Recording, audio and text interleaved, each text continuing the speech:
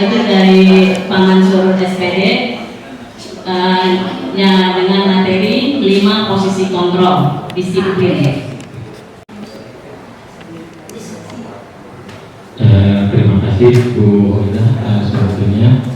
Baiklah Bapak Ibu, tadi sudah dijelaskan positif oleh Bu Hoida. Mudah-mudahan budaya positif ini bisa diterapkan di sekolah kita, ya, karena kita ini memiliki potensi-potensi hal-hal positif yang bisa dikembangkan, ya, jadi abaikan hal-hal negatifnya, ya. Jadi yang harus dikembangkan, ya, itu adalah hal-hal yang positif, sehingga budaya positif yang sudah dilakukan di kita ini bisa tetap dilaksanakan, bahkan mungkin lebih dikembangkan, ditingkatkan lebih baik lagi. Selanjutnya saya akan membahas tentang posisi kontrol, ya. Posisi kontrol ini dicetuskan oleh Diane Gosen, ya, berkaitan dengan penerapan disiplin di sekolah, ya, baik itu di ruang kelas ataupun di lingkungan sekolah kita, ya. Nah, nanti posisi kita ini ada di mana nih untuk mendisiplinkan siswa kita di kelas ataupun di sekolah. Nah, untuk posisi kontrol, ya, ini ada lima, ya, berdasarkan apa yang kami pelajari di modul 1.4 di guru penggerak, yang mungkin ini juga materi baru, ya. Nah, mungkin ini kita baru mengenal nih. Nah, ternyata untuk pendisiplinan siswa itu ada posisinya, ya, ada 5 posisi kontrolnya. Nah, nanti kira-kira yang telah kita lakukan ini ada di posisi yang mana, ya. Yang pertama ada posisi penghukum, kemudian yang kedua ada pembuat merasa bersalah, kemudian yang ketiga sebagai teman, ya, kemudian yang keempat sebagai pemantau, ya, kemudian yang terakhir adalah manajer. Ya, ini 5 posisi kontrol yang dicetuskan Diane Gosen. Ya, mungkin ini yang sekarang lagi dijalankan oleh Kemendikbud, ya, ya, supaya kita tahu, ya, untuk mendisiplinkan anak ini seperti apa yang baiknya, apakah di penghukum, apakah di pembuat merasa bersalah, ataukah di mana, ya. Nah, makanya kita harus tahu nih penghukum itu seperti apa, kemudian pembuat merasa bersalah seperti apa. Nah, untuk posisi penghukum, ini biasanya untuk mendisiplinkan anak ini menggunakan fisik maupun verbal. Ya, kalau fisik, ya, mungkin tadi anak suruh berdiri ketika terlambat, atau secara verbal mungkin kita menggunakan kata-kata yang tidak pantas atau apa seperti itu. Nah, yang jangan orang yang menjalankan posisi penghukum ini senantiasa mengatakan bahwa sekolah menggunakan sistem atau alat yang dapat lebih menekan murid-murid lebih dalam lagi, ya. Jadi dengan penekanan fisik mungkin, dengan anak lari, anak membersihkan WC atau dengan yang lainnya. Nah, ini mungkin akan disiplin, ya, dengan kita sebagai posisi penghukum. Nah, biasanya guru yang seperti ini akan berkata-kata, ya, kata-katanya, ya, patuh aturan saya, atau awas kalau kamu tidak membersihkan WC atau kamu tidak lari. Nah, mungkin kata-katanya juga seperti itu, ya. Kamu selalu salah, ya, misalkan. Nah, atau misalkan dia di kelas nih mengerjakan tugasnya yang terakhir, ya, selalu pasti kamu yang terakhir misalkan tugasnya. Nah, ini salah satu ciri contohnya posisi kita mendisiplinkan anak sebagai posisi penghukum. Nah, ini biasanya, ya, guru ini akan senantiasa bertanya hanya ada satu cara yang agar pembelajaran bisa berhasil, yaitu dengan cara dia, iya. Ini untuk posisi penghukum. Kemudian yang kedua, ya, posisi pembuat merasa bersalah, ya. Jadi kita untuk membuat posisi pembuat merasa bersalah ini biasanya nada kita dalam mendisiplinkan anak ini sudah lembut, kalau tadi mungkin keras. Nah ya sekarang untuk membuat posisi bersalah ini biasanya nadanya itu lebih lembut lagi, ya lebih lembut ya dalam mendisiplinkan anaknya. Ya. Membuat merasa bersalah ini akan membuat keheningan yang membuat orang lain merasa tidak nyaman atau bersalah atau menahan diri. Ya. Jadi ini posisinya menyalahkan anak, ya, menyalahkan anak. Ya, misalkan saya kecewa dengan kamu, ya, kamu melanggar seperti ini. Saya kecewa kenapa kamu tidak selesai mengerjakan tugas bapak. Ya. Yaitu untuk posisi bersalah, kalimatnya seperti itu. Jadi menyebutkan anak merasa bersalah posisinya. Ya. Nah di sini murid akan merasa dia jadi merasa rendah diri, ya, terpojokkan. Ya, dia misalkan tadi tidak bisa mengerjakan tugas, jadi dia tidak bisa percaya diri. Ya, untuk posisi ini, ya, untuk posisi kontrol membuat merasa bersalah. Kemudian yang ketiga, ya, posisi kontrol sebagai teman. Nah mungkin ini guru tidak meyakini murid, ya, dia akan lebih merangkul muridnya, ya, untuk memperbaiki perilakunya atau kesalahannya, ya. Tapi di sini, ya, biasanya, ya, posisi ini, ya, misalkan kata-katanya, ya, ciri-ciri kata-kata dari posisi teman ini. Ayolah bantu demi bapak supaya misalkan, nah ini untuk membantu kita, ya, misalkan di kelas ini anak ada yang melanggar atau ada yang susah diatur, ayolah bantu demi bapak udah capek misalkan, ya, udah supaya tidak kedengaran sama kelas yang lain. Nah ini posisi sebagai teman, ya. Atau misalkan, ya, ayo ingatkan tidak bantuan bapak selama ini, berarti misalkan kita pernah membantu anak tersebut nilainya jadi bagus, ya. Nah, kemudian dia melakukan tindakan kesalahan. Nah,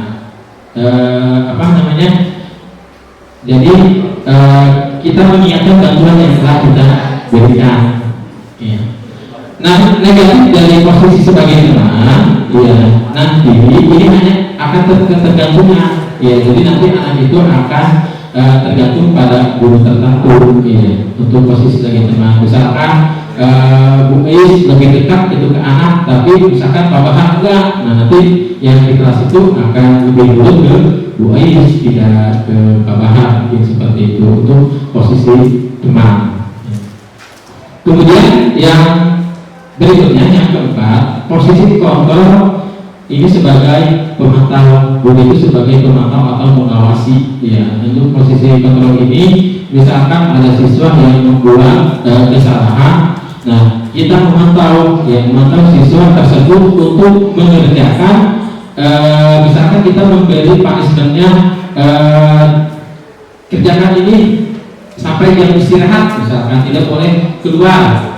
Nah kita memantaunya melalui waktu, ya.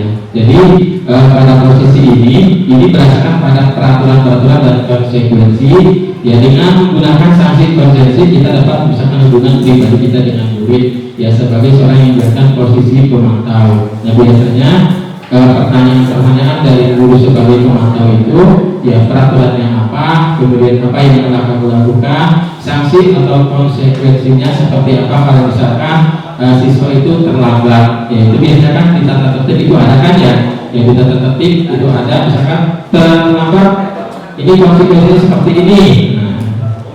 Nah ini sebagai posisi pemantau, ya. Nah kalau sebagai pemantau ini biasanya guru mengadakan perhitungan, catatan, data yang dapat digunakan sebagai bukti atas perilaku seseorang. Ini posisi ini akan menggunakan stiker, slip catatan, daftar cek. Posisi pemantau ini tanggung jawabnya adalah mengontrol murid. Kemudian posisi yang terakhir, nah ini adalah posisi manajer. Nah untuk posisi manajer ini di mana guru berbuat sesuatu bersama dengan murid, mempersilahkan murid mempertanggungjawabkan perilakunya, mendukung murid agar dapat menemukan solusi atas permasalahannya sendiri. Ya, seorang manajer ini akan berkata, apa yang kita yakini, berarti nanti kembali ke keyakinan kelas yang sudah dibuat. Ya, misalkan tidak membuat tidak menyelesaikan tugas dengan tepat waktu. Nah itu, ada nggak di kesempatan kelasnya? Nah nanti ya kita eksekusi. Ya nanti yang akan dijelaskan oleh Bu Rosli. Ya.